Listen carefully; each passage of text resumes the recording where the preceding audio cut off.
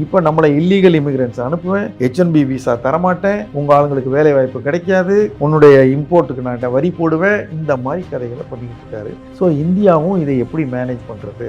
India வந்து BRICS பண்ணதெல்லாம் அவருக்கு பிடிக்கல. இந்தியா வந்து ஒரு 4-5 நாடுகளை கூட்டு சேர்ந்துக்கிட்டு இந்தியா, ரஷ்யா, பிரேசில், சீனா, சவுத் ஆஃப்ரிக்கா எல்லாம் நாங்கள் ஒன்றா சேர்ந்துட்டு பிரிக் கரன்சி பண்ணுறோம், நாங்கள் வந்து அமெரிக்கா டாலரைஸ் பண்ணுறோம் அப்படிலாம் சொன்னோம். அது நமக்கு தேவை, அதுதான் நல்லது. ஆனால் இப்படி ஒரு பிரதம அதிபர் அங்கே வருவார், இவ்வளவு தடாலடியாக நடவடிக்கை கூடியவர் வருவார்னு நம்ம யாரும் எதிர்பார்க்கல. சீனா மேல 200% போட போறேன்னாரு. இதெல்லாம் சமீபத்தில் சொன்னாரு. பதவியேற்பு விழாவுக்கு அவருக்கு அழைப்பு, இந்திய பிரதமருக்கு கிடையாது. இங்க இந்திய பிரதமர் தோல்ல கை போட்டு நான் இந்தியன், ஹிந்து இந்த கதையெல்லாம் சொன்னாரு. நான் இந்தியாவுக்கு வருவேன்னாரு. இப்போ பிரதமரை கூப்பிடல, ஜெய்சங்கரை கூப்பிட்டதை வச்சு நம்ம ஒரு திருப்திப்பட்டுக்கிட்டு இருக்கோம். அவரை கூப்பிட்டாங்க, முன்வரிசையில் இடம் கொடுத்தாங்கன்னா சொல்றோம். அது வெற்றி என்றாலும் கூட பிரதமர் அழைக்கப்படவே இல்லையே. அப்போ அவர் எல்லாரையுமே ஒரு மாதிரி ஒரு நீ எங்களை என்ன நீ யோசிச்சுக்கினே இரு, நான் என்ன நீ யோசிச்சுனே இரு, நான் உனக்கு வேண்டியவனா வேண்டாதவனா சொல்லவே மாட்டேன், ஜாக்கிரதையாரு.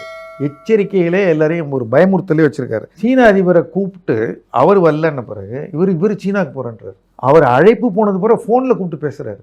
சீனாவுக்கும் உங்களுக்கு தானே என் மிகப்பெரிய பிரச்சனைன்னு சொல்லி நீ தேர்தலில் பிரச்சாரம் பண்ண, அவர் எதுக்கு ஃபோனில் பேசிகிட்டு இருக்க, அவர் எதுக்கு கூப்பிட்டுக்கிட்டு இருக்க? புதுசாக வேலைக்கால் எடுக்கிறது எல்லாத்தையும் ஃப்ரீஸ் பண்ணிட்டார். இனி இப்போ அவங்க ஏற்கனவே அவன் சிரமத்தில் இருக்கான்.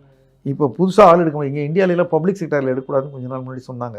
இப்போ அமெரிக்காவில் வந்து டெம்பரரியாக 4 months எடுக்காதீங்கன்ட்டார். நம்ம எப்படி ஒரு ஆட்சி மாறின உடனே, கழகங்களுடைய ஆட்சி மாறினா முந்தைய ஆட்சி மேலே வந்து உடனே ஒரு விசாரணை கமிஷன் போடுவாங்களோ, அது மாதிரி பைடன் அரசு 4 வருஷமாக செஞ்சதெல்லாம் விசாரிக்கணும், கோப்பெல்லாம் பத்திரமா வைங்க. இது வேற நடுவில் புள்ள பெற்றுக்கிட்டதுனால பிறந்ததன் காரணமாக நீங்கள் வந்து நாட்டினுடைய குடியுரிமை பெற்றீர்களோ அதை கூட நாங்கள் திருப்புவோம் நீங்கள் அங்கேருந்து வந்திருந்தீங்கன்னா என்பது போன்ற பல அதிரடி விஷயங்களை இவர் செய்திருக்கிற எக்ஸிக்யூட்டிவ் ஆர்டரில் சொல்லியிருக்கிறதெல்லாம் யூஎஸ்லேருந்து ஒரு $130 பில்லியன் வந்து உலக சுகாதார நிறுவனத்துக்கு ஆண்டுக்கு செலவு செஞ்சுக்கிட்டு இருக்கு அமெரிக்கா. WHO $130 பில்லியன் நிறுத்துகிறோம்.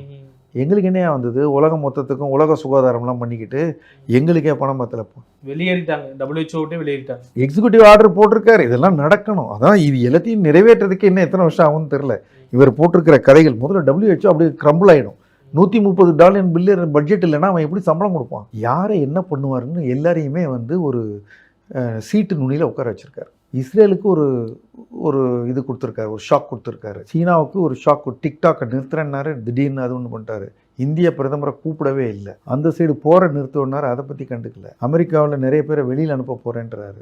ஒரே நாளில் ஏகப்பட்ட தீர்மானங்களை கையெழுத்து போட்டிருக்கிறாரு. அவருடைய தேர்தல் முடிவுகளை விட அவர் பதவியேற்பு நாளுடைய அதிர்ச்சி இன்னும் அதிகமாக இருக்கிறது. அவர் என்ன செய்வாரோ, ஏன்னா உலகத்தில் ஒரு மிக முக்கியமான நாடு, ஒரு மிகப்பெரிய நாடு, அப்படிப்பட்ட ஒரு நாடுல அவங்க கையில் வந்து இவ்வளோ பெரிய பவர் வந்து அவருக்கு எப்படி இருக்குன்னா, முதலையாவது அவருக்கு போதிய அளவிற்கு மெஜாரிட்டி இல்லை, ஓரளவிற்கு அவர் வந்து காங்கிரஸோட எதிர்பார்க்குற ஒரு நிலைமை இருந்தது. இப்போ நல்ல மெஜாரிட்டிலே ஜெயிச்சிருக்கார்.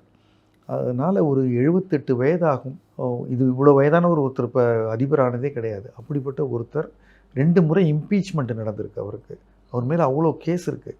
இதெல்லாம் தாண்டி ஜெயிச்சு வந்து அவர் செய்வதை வந்து ஒரு அட்டகாசம் தான் சொல்லணும். இப்போதைக்கு ஒரு வார்த்தையில் சொன்னால் அவர் தனி ஒருவனாக உயர்ந்து நின்று இந்த உலகத்தில் அந்த உச்சாணி கொம்பில் நின்று கொண்டு என்ன செய்கிறோம் பாருங்கன்ற மாதிரி பேசிகிட்டு இருக்கார். அமெரிக்காவுக்கு இவர் வந்து வெளியில எல்லாம் சுற்றிக்கிட்டு இருக்காரு. அமெரிக்காவுக்கு உள்ளார பிரச்சனை இருக்குது. அமெரிக்காவில் விலைவாசி ரொம்ப அதிகமாக இருக்குது. அதனால தான் ஃபெடரல் ரிசர்வ் வட்டியை குறைக்க மாட்டேங்கிறான். ஸோ இன்ஃப்ளேஷன் இருக்குது. அவங்க வந்து அதை கட்டுப்படுத்தணும்னு பார்க்குறான். க்ரோத்து நல்லா இருக்குது, எம்ப்ளாய்மெண்ட்லாம் நல்லா இருக்குது, ஆனால் இன்ஃப்ளேஷன் இருக்குது. இவர் இந்த மாதிரி உலக நாடுகள்லேருந்து உள்ளே கொண்டு வரதுக்கெல்லாம் 25% நீ கனடாலேருந்து வர்ற பொருட்களுக்கெல்லாம் நீ டேரிஃப் போட்டின்னா அது வந்து பொருள் வரத்து குறையிறது மட்டும் இல்லை, உனக்கு பொருள் கிடைக்காது, நீ வேறு இடத்துல வாங்கணும், உடனடியாக உன்னால் பொருளை உண்டாக்க முடியாது. அப்போ தற்காலிகமாக டிமாண்ட் சப்ளையில் ஒரு பிரச்சனை வரும், விலைவாசி ஏறும். நீ சரி கனடாவிலேருந்து கூட விலைக்கே கொண்டாந்து இறக்கணும்னா விலையை கூட வச்சு தான் விற்கணும், விலைவாசி ஏறும். அப்போது ஒன்று எலெக்ட் பண்ண மக்களுக்கு நீ என்ன பண்ண போகிற? விலைவாசி என்ன ஏற்ற போறியா? அப்போது அவருக்கு வந்து நிஜம் கடிக்கும். அவருக்கு அப்போ வந்து உண்மை உணர்வார் அவர். அது தவிர இவருடைய போக்கே என்னென்னா, ஒரு மிகப்பெரிய பிரச்சனையை சொல்லிவிட்டு டிக்டாக்கை பேன் பண்ணிவிட்டு அப்புறம் அலோவ் பண்ணிவிட்டு பேச்சுவார்த்தைக்கு வர்றது. இந்த பெஸ்ட் டிஃபென்ஸ் இஸ் அஃபென்ஸ்ன்னு சொல்லுவாங்க. அடிக்கிறது தான் நல்ல தற்காப்பு. முதல்ல எடுத்தோன்னு 10 பேரை அடிக்கிற மாதிரி கிளம்ப வேண்டியது, அப்புறம் சமாதானம் மாதிரி உட்காந்து பேச வேண்டியது. இவர் வந்து ஒரு பெரிய கன்னிங்னு சொல்ல முடியாது. ஒரு உள்ளொன்று வைத்து புறம் ஒன்று ரொம்ப தீர்மானமாக பண்ணுற ஆளுங்க இருக்காங்க.